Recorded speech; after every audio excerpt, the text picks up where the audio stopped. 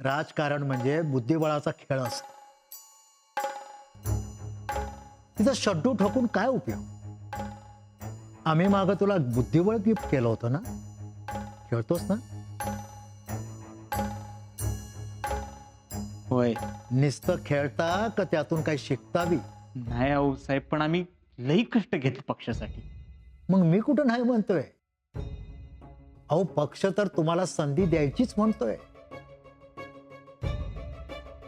फक्त योग्य वेळ आल्यावर. योग्य वेळ, योग्य वेळ, योग्य वेळ साहेब कधी येणार योग्य वेळ? आता ते आत्ताच कसं सांगणार? तुम्ही पक्षाचं काम हिरिरीनं करत राहा. वेळ आल्याशिवाय राहते का? बाकी काम करत राहा. तुझ्यासारखा कार्यकर्ता भरकटू नये एवढंच वाटतं मला. आता काय करायला पाहिजे ते आता आम्ही सांगायला नको. जय महाराष्ट्र. जय महाराष्ट्र.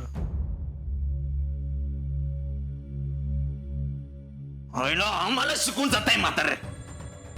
स्वतःच्या रोज 10 भानगडी पेपरात येते ते नाही बघत. आम्हाला शिकवते. टॅलेंट आपलं ना ते पट्ट्याबोळ झालाय बघ. अहो बघित त्यांच्यावर चिडून काय उपयोग आहे? टॅलेंट नाही नाही नाही नाही नाही. आपलं ना करिअर धोक्यात आणलंय या शितलीनं. आता नो दया माया. आपलं चुकलं टॅलेंट. आपलं चुकलं.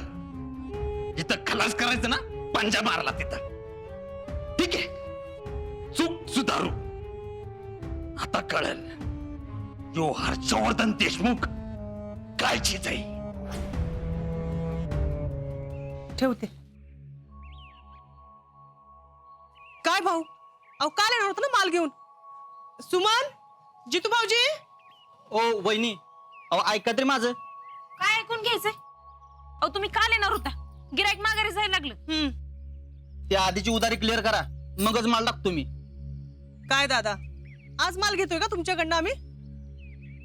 करूयात की क्लिअर? जरा कळ काढा की. नाही नाही, अहो आता नाही म्हणलं तरी 7,000 रुपये उधारी झाली असेल. पण बघा की ह्या टायमाला. आता काय असेल ती रोखीनच घ्या. अहो आज काय करताय? पुस्तक घ्या. सुमन, जा आतनं पिगमीचं पुस्तक आणि पैसे घेऊन ये. वहिनी, आता हे बरं आहे का? का काय झालं? अहो आमची उधारी एवढी ठकून ठेवली आहे आणि पिगमी बराबर पैसे आहेत तुमच्याकडे. अहो तसं नाही. तसं नाही तर कसं? आता तर तुम्ही म्हणत होता पैसे नाहीत म्हणून. हे बघा, तुम्ही मला उगाच पेचात टाकू नका. पिगमीचे पैसे असे किती असतात तेव्हा? 100 रुपयाची तर हाय पिगमी. अहो आता तुम्हीच सांगा, ही व्यवहारात बसतं का? ताई, पुस्तक सापडा ना. थांब आले. काय राव, चांगली माणसं आहेत ती, देतील की. कशाला उगत तगादा लावलाय? तुम्हाला काय माहितच नाही वाटतं का? काय झालं? अहो सगळीकडनं कर्ज काढून ठेवलेत. काय सांगता? अहो त्या जिथून बाहेरनं पैसे उचललेत आणि त्याची माणसं पैसे मागायला डेली घरला येतात. अर काय सांगताय? गावात बदनामी होती ती वेगळंच. अहो पण ही सरळ साधी माणसं आहे. अहो ते दाखवायला झालं. बँकेचे हप्ते बुडवलेत 3 महिन्याचे. अहो गावाला माहितीये आणि बँकेनं सांगितलंय पुढला हप्ता नाही भरला तर घराव नाही तर राहणार जपतील म्हणून. अरे पण एवढं कसं काय अंगावर आलं? आता मला सांगा, एवढी देणी करून ठेवली त्यांनी, कसा ठेवायचा यांच्यावर विश्वास? ते बी आहेच म्हणा. आता आधीच एवढ्या जणांचे पैसे बुडवले त्यांनी, उद्या आम्हाला चुना लावणार नाहीत कशावरनं? अहो आमचं का घरचं एवढं आहे की 5-50 गेले म्हणून आम्हाला काय फरक पडणार नाही. हे घ्या. भाऊ, मी काय म्हणते, ह्या टायमाला टाका की माल. काय वहिनी, उगाच माझी अडचण करू नका. काय ते माझं भागवा आणि मला जाऊ द्यात. पुढे अजून काम आहेत मला. अहो नाहीतर एक काम करा, पिगमी जमली असेल की त्यातून माझं भागवून टाका. अहो असं कसं मधनच पिगमी मोडायची? त्याचा काही उपयोग बी होणार नाही. व्याज बी बुडायचं. मी 2 महिने थांबलोय. आता तुम्ही काय मला माझे पैसे व्याज सहित परत देणार आहे का? अहो आता लगेच कुठनं पैसे द्यायचं? दादा, किती जमा झालेत खात्यावर? हे काय 4,500 झालेत. एवढेच कसं? आता आप्पा जाताना काढून गेलेत. त्यावर जमलेले एवढेच. मग हे द्या की काढून. ठीक आहे, हे मोडून मी पैसे देते, पण तुम्ही आधी माल टाका. आधी पैसे द्या, मग माल टाकतो.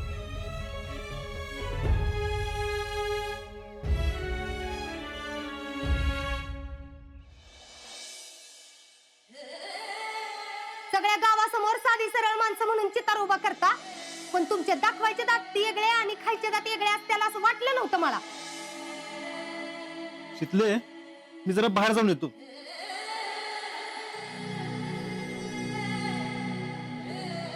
शितले, काय झालं? शितले, काय झालंय? मगापासून एकाच साडीची घडी घालतीस. नाही, काय नाही झालं. सांगशील आता? अहो, काय नाही झालं हो. सकाळी मामी बोलले तेच घेऊन बसलेस का अजून?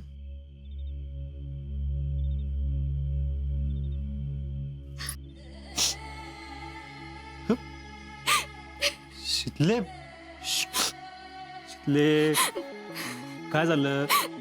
मी मुद्दाम नाही केलं. शितले, माहितीये मला. शांत हो, चल शांत हो. बस इथं खाली, बस इथं बस. शांत हो. काय झालं मग नीट सांग. आज घरी गेलं, मामी मला लय काय काय बोलले, ते बी सगळ्यांसमोर. शितल्या का असं मनाला लावून घेत बसलीस तर कसं होणार ग? खरं तर मी स्वतःहून नाही सांगायला पाहिजे होतं. आणि काय? काय नाही. अहो, मला नाही आवडत असं उधारी ठेवाय. आमचं नाना कायम म्हणतात, पैशाचं कधी मिळत नसलं पाहिजे. एक वेळ काय नसलं तरी चालेल, पण उधारीवर कधी संसार करू नये. शितले, तू वागलीस ते बरोबर वागलीस, आणि सगळ्यांसमोर झालं म्हणून मामींना वाईट वाटलं असेल. तेवढंच नाही, आणि काय? मला असं वाटतंय आमच्या घरात काहीतरी प्रॉब्लेम चालू आहे, पण कुणी मला काही सांगणच झालंय. शितले, असं काय झालेलं नाही. सगळं तुझ्या मनाची खेळ. घरातल्यांशी पहिल्यासारखं बोलणं होत नाही ना तुझं, म्हणून तुला वाटत असं. अहो नाही, आज सकाळी बी